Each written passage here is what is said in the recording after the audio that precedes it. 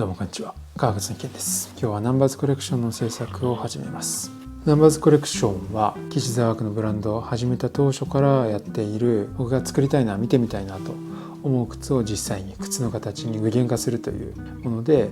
去年までに16作作ってます。で、今年も11月の展示会に合わせて制作するんですが、ナンバーズコレクションはどんどん進化を続けていきますので、今年新たな試みとしてナンバーズコレクションの芸術性をより高めていこうかなと思います。僕は靴はもちろん履くものなんですが、履かないという選択肢もあってもいいと思います。車だったり時計だったりバイクだったり、ウイスキーとかワインとかもそう、一部そうかもしれないですが、趣味性の高いものというのは実用性がありつつも、その実用性を発揮しない良さみたいなのもあると思います。ただそこに実用性があるというロマンですよね。例えば車だったらめちゃくちゃ走ったら速いとか、時計だったらトゥールビヨンがあってものすごい機構がある、正確に時を刻むための機構があるとかってあるじゃないですか。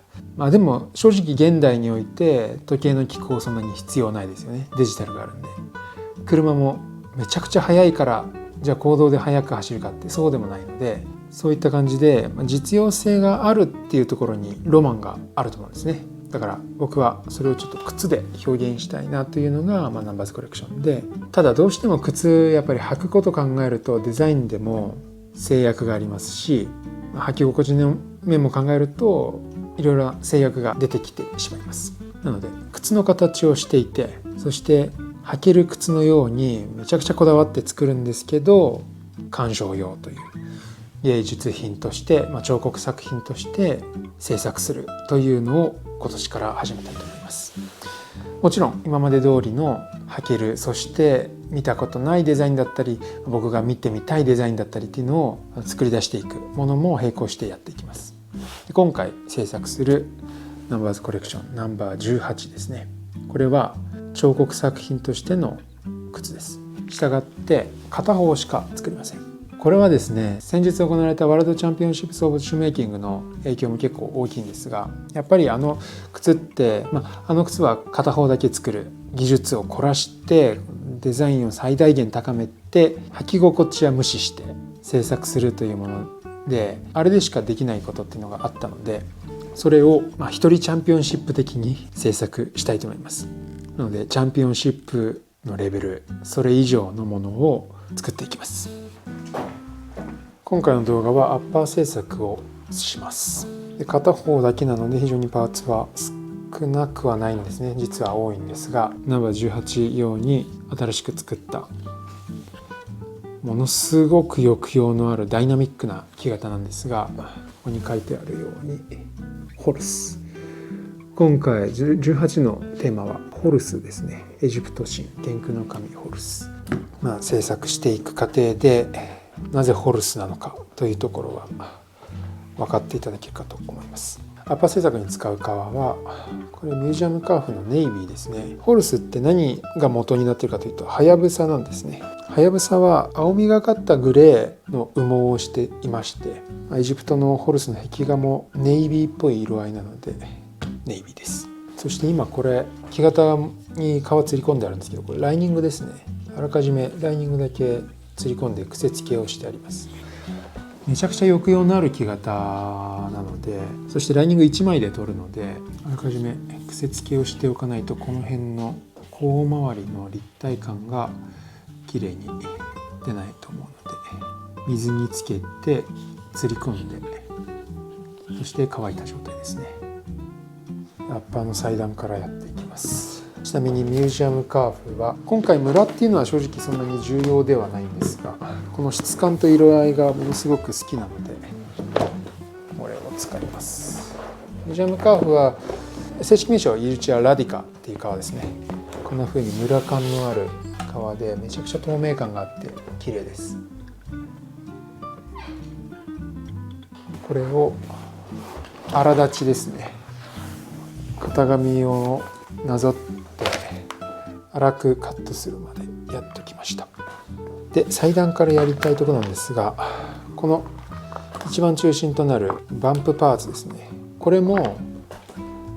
ライニングと同じように癖付けしておきます。癖付けしておいたライニングを外します。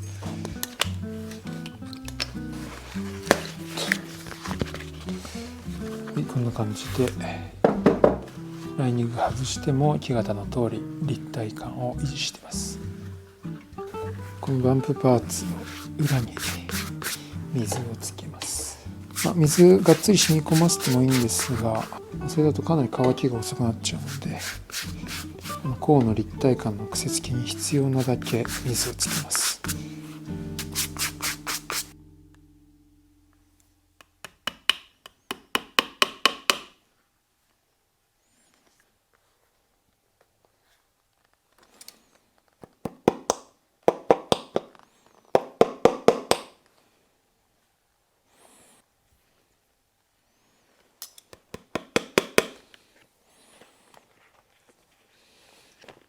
これで癖付けができましたんで乾かします。この甲の部分の立体感、実際に靴を作るとなると、これぐらいならギリギリあるか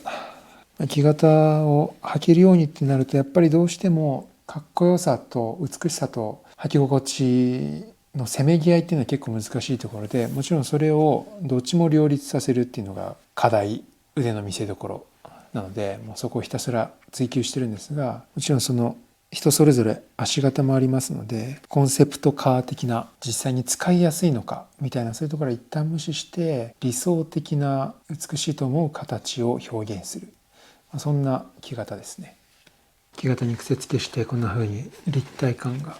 出ましたので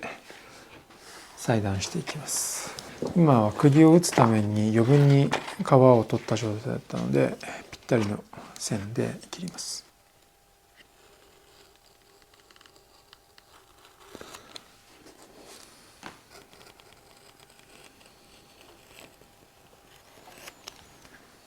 次に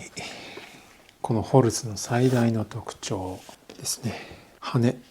エラスティックを作ります。この靴、さっき仮ずり癖付けしておいた状態で分かっていただけると思うんですが、サイドエラスティックシューズになっています。サイドエラスティックというのは紐がなくてサイドにエラスティックゴムがありまして、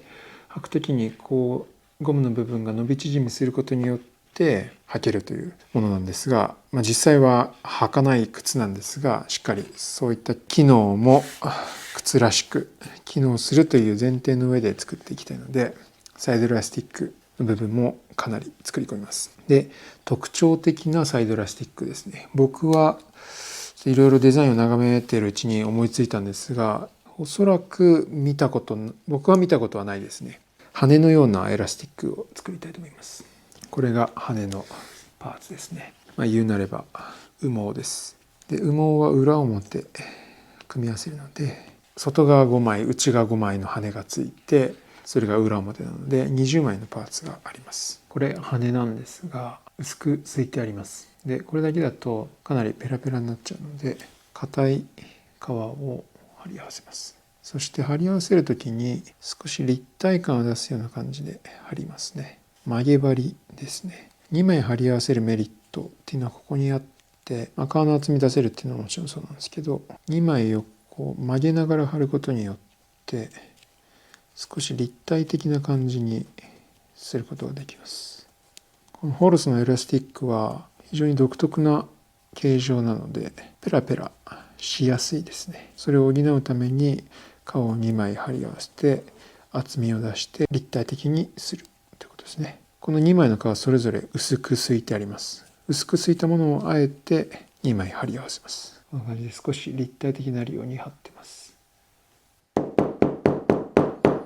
羽の大きさを裁断して、そして裏側厚み調整しています。羽はですね、全て形違うんですが、こういうふうに羽同士突き合わせではなくて重なるように作ります。なので重なる部分の厚みを薄くなるように調整しています。そして断面白いので染めます。これサイドエラスティックに使うゴムです。伸びます。これ一般的にサイドゴアとかサイドエラスティックシューズに使うコーゴムっていうやつなんですけど、特殊な作り方をしますね。このゴム板に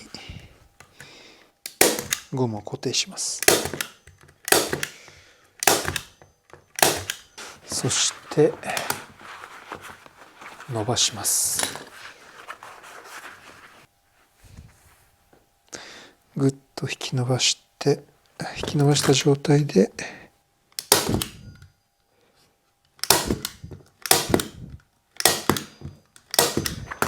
固定します。今この固定された部分が引き伸ばされてますね。で、なんでこんなことやってるかというと、このゴムって直線なんですよ。ここが直線なんですね。で、この直線の部分にこのゴムの終点というか、こうほつれないようになるような端っこがあって、このゴムって切っちゃうと、そこから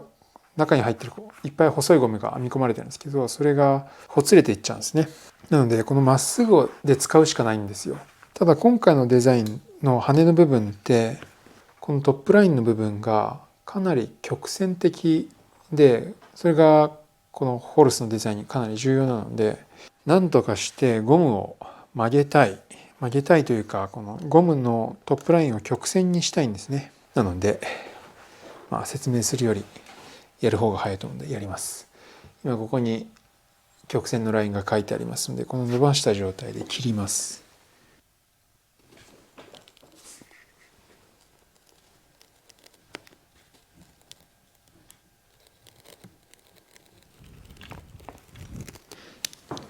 そうすると、案の定ほつれてます。この部分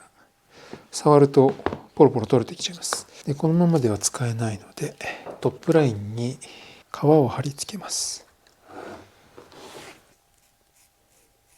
糊を塗ります。そしてこの曲げて切ったトップラインにペラッペラにすいた革を貼ります。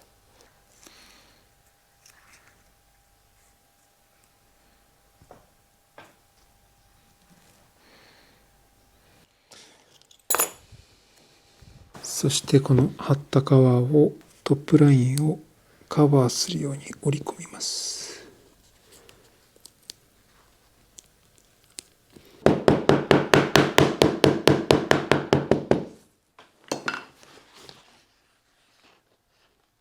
そして伸ばして固定しておいたタッカーを抜いて、ゴム板から外すとこんな風にトップラインに皮が巻かれた状態になってるんですが、この皮非常に薄くすいていて伸ばした状態で貼り付けてるので、今皮も縮んでます。ゴムと一緒に。なのでこういう風にゴムを伸ばすと皮も一緒に伸び縮みします。これでこのトップラインにはゴムの繊維は見えてないのでほつれることはないですね。この皮があることによってゴムが完全に元に戻りきらないので、少し無理やりではあるんですけど、ちゃんと脱ぎ履きができるぐらいの伸縮性は確保できています。これが羽のパーツですね。今前から順に並んでます。で、縫う時は後ろから縫っていきます。今作ったこのカーブしているゴム、ここに羽を1枚ずつ貼っていきます。まず1枚目貼った状態で縫います。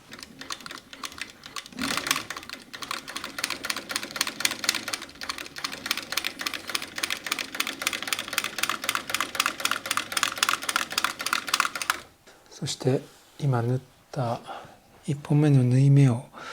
隠すように2枚目の羽を貼ります。こんな感じで鳥の羽のようなサイドのゴムができました。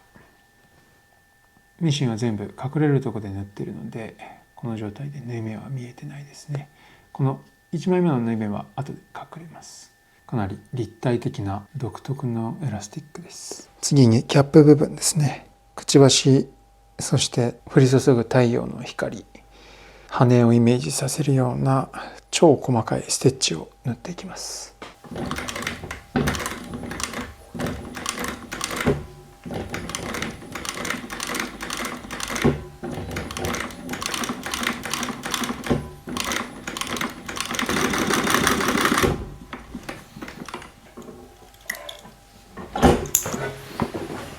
ヒールも同じように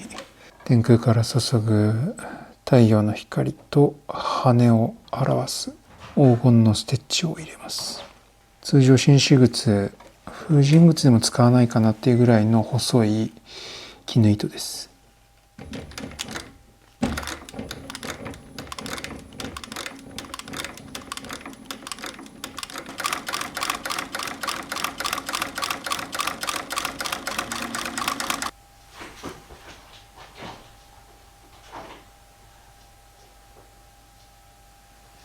つま先部分はパンチングを施します。細かいパンチングですね。通常キャップっていうのはバンプの上に乗っかるんですが、この靴は逆です。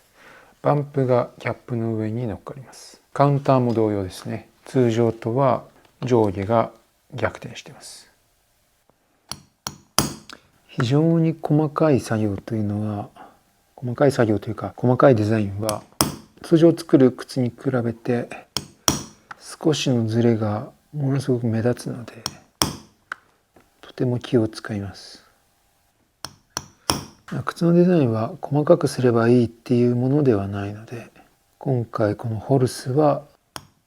細かく繊細な感じを一つ大きな僕のイメージする部分でもあるので、全体的にものすごく細かく作ります。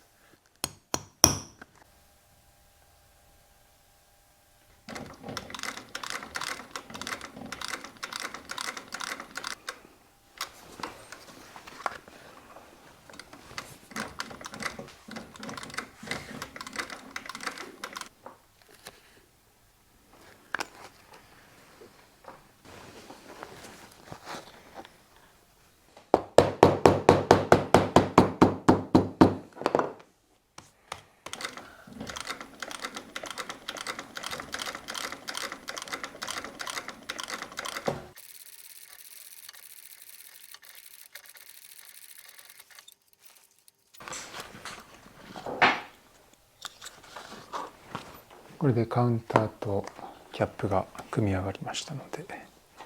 羽をつけます。羽というかゴムですね。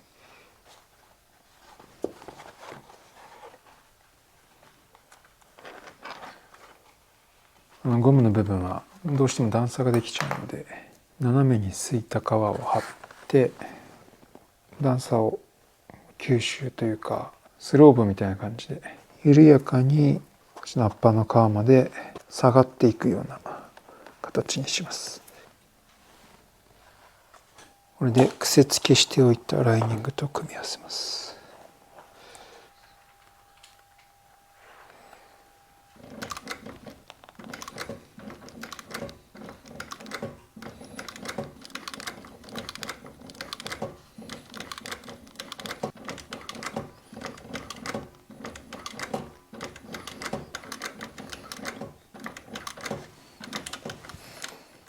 そして最後にこの羽の前の部分に太いステッチをかけてあるんですが、ここにチェーンステッチをかけていきます。この太いステッチはですね、こういうところで、使っている糸よりもだいぶ番手的には太いですね。チェーンステッチあまり細かすぎると、やりにくいっていうか大変すぎるのはもちろんそうなんですが、それなりのチェーンの大きさが見えた方が美しいと思うので、少し太めの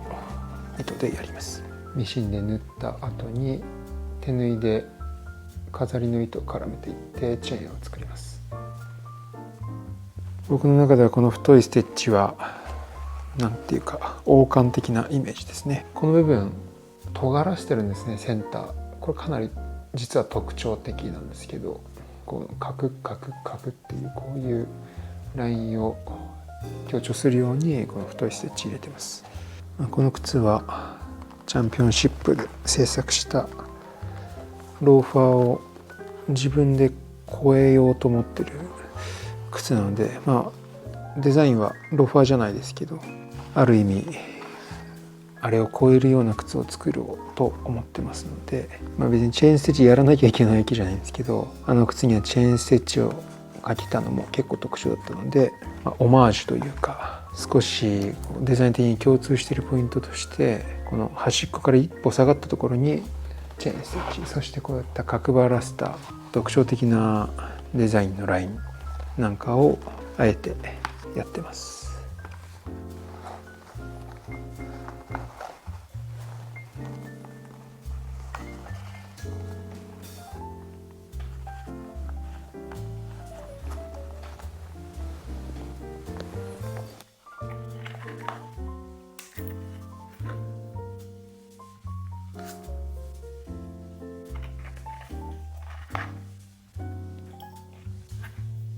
ということでナンバー18ホルスのアッパーが出来上がりました。非常に特徴的な独特なアッパーデザインですね。これなかなか見たことなかなかっていうか、これは見たことないんじゃないかなと思います。アッパーはネイビーのミュージアムカーフですね。今これネイビーなんですけど、青っぽいじゃないですか。正直もうちょっと暗い方が僕のイメージに合ってるんですね。なのでこれ釣り込んだ後に全部黒く染めます。黒く染めるといっても真っ黒になってしまうわけじゃなくて、ここからさらに暗いネイビーになるような感じです。でその時に合わせて糸も染めます。今金色っぽく見える糸を使ってるんですが、結構コントラストが激しくて、これはこれで、ね、ネイビーと金色でゴージャスな感じではあるんですけど、もうちょっと渋さを出したいので革と一緒に糸も一緒に染めます。そのあたりも動画撮りますが、金色の糸は真っ黒には染まらないんですね。いぶし金みたいなそんな感じになるので、それをあえて狙っていきたいと思います。でこの羽の部分開くのをお見せしたいところなんですが、今ライニングを残してあるんですね。釣り込む時にゴムが伸びないようにまだライニングカットしてないので、今の時点では伸びないです。これ完成してからライニングカットします。非常に特徴的なつま先エラスティック、そしてカウンターですね。全体的に降り注ぐ太陽の光だったり羽、そういったところをイメージしています。ここからどんどん実際靴の形になっていきますので、全ての工程は撮影できないと思いますが、ぜひ完成までお楽しみにお待ちください。それではまた。